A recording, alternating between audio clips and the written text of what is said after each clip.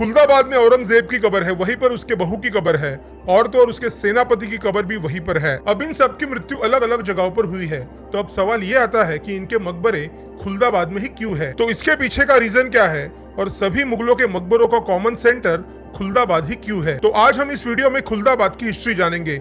अगर किसी ने चैनल को सब्सक्राइब नहीं किया तो जरूर कर देना। तो चलिए वीडियो शुरू करते हैं। खुलदाबाद पहले भद्रावती नगर था। यहाँ एक हिंदू राजा का राज था। तो भद्रावती नगर खुलदाबाद कैसे बना? तो औरंगाबाद यानी छत्रपति संभाजी नगर ये भारत पर मुगलों का आक्रमण होने से पहले भद्रावती नगर था और यहाँ एक हिंदू राजा का राज था। अगर देखा जाए तो इस शहर की हिस्ट्री कम से कम 700 साल पुरानी है और यहाँ पर राजा भद्रसेन का राज था। राजा भद्रसेन भगवान राम जी के बड़े भक्त थे। उनकी इसी भक्ति के कारण यहाँ एक हनुमान जी के मंदिर का निर्माण किया गया। इस मंदिर की स्थापना राजा भद्रसेन ने की थी। इसी वजह से इस मंदिर का नाम भद्र मारुति पड़ा। इसके कुछ साल बाद यहाँ पर मुगलों का आक्रमण हुआ।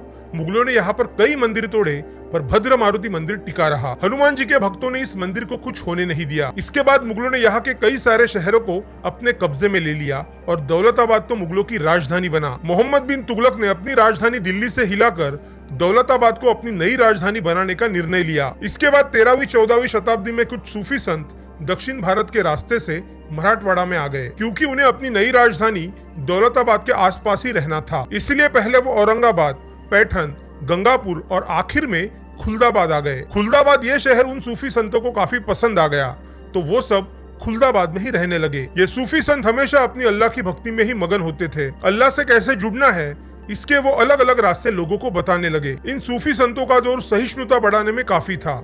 सहिष्णुता मतलब सहना या टॉलरेंस। मराठवाड़ा में पहली बार मोहजुद्दीन और उसके बाद निजामुद्दीन ने सूफी संप्रदाय का प्रचार और प्रसार करने की शुरुआत की। उसके बाद दिल्ली के निजामुद्दीन औलिया के एक शिष्य जर्जर बख्श, उसने अपने साथियों के साथ खुलदाबाद में रहना शुरू किया और वहीं से खुलदाबाद सूफी संतों का प्रदेश बन गया। क्योंकि यहाँ जो सूफी संत रहने आ रहे थे उन्हें ऐसे लगता था कि जो सूफी संत पहले यहाँ रह चुके हैं उनकी वजह से ये भूमि पवित्र बन चुकी है। तो अब सारे सूफी संत खुलदाबाद में ही आकर रहने लगे और अपने धर्म का प्रचार करने लगे। आज की तारीख में कम से कम 1500 सूफी संतों की समाधियां खुलदाबाद में है। इसी वजह से खुलदाबाद को एक समय में रौजा नाम से भी जाना जाता था। रौजा एक उर्दू शब्द है जिसका मतलब होता है जन्नत का बगीचा। जब तक औरंगजेब जिंदा था तो इस शहर को रौजा नाम से ही जाना जाता था, पर उसके मरने के बाद इस शहर का नाम खुलदाबाद कर दिया। खुलद यानी जन्नत और आबाद मतलब समाज। मुस्लिम लोगों को ऐसे लगता था कि सूफी संतों की वजह से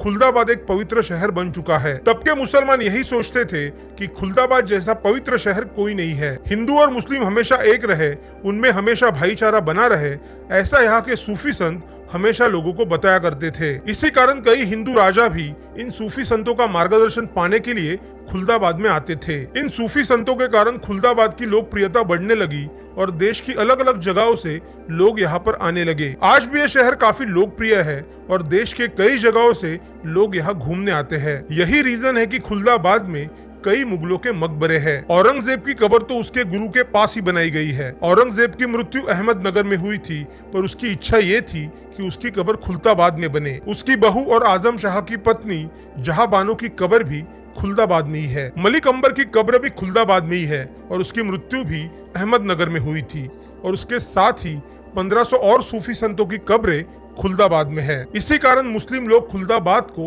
एक पवित्र शहर मानते हैं। यही कारण था कि मुगलों ने उस समय खुलदाबाद का बहुत विकास किया था। तो ये थी खुलदाबाद की हिस्ट्री। आपका इस पर क्या कहना है कमेंट में जरूर बताना और वीडियो अच्छी लगे तो चैनल को सब्सक्राइब कर देना। जय श्री राम।